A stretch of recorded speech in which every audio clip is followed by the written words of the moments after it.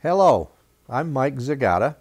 Last week we talked about the need for a variety of age classes in our forests. Today we'll talk about why wildlife habitat changes over time. What a great question. How do I know that it does change?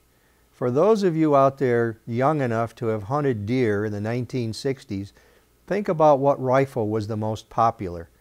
The Winchester Model 94, 30-30, or 32 Special. Why? Because it was known as a brush gun for shooting at close range. Today, would you still choose to use that gun? Likely not. You probably would select a long-range, flat-shooting cartridge fired from a rifle with a scope. What has changed and why?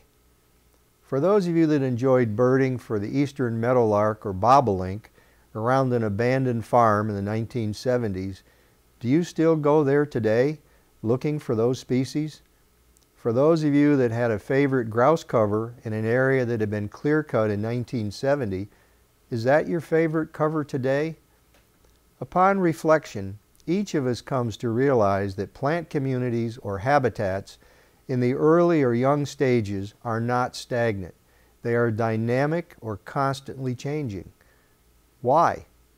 The answer is really quite simple.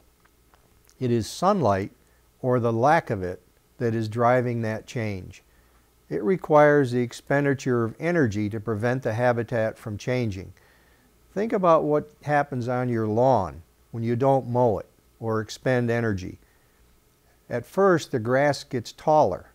If it isn't mowed for a few years, the raspberries and blackberries might take over. That process would continue until your lawn would become a forest. That series of changes or steps is called plant succession. One plant community is replaced by another.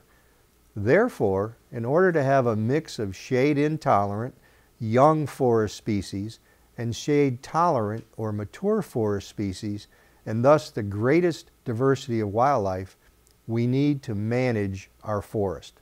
RGS's team of biologists can help you do that. If you're interested in learning more or joining RGS, please visit our website or give us a call.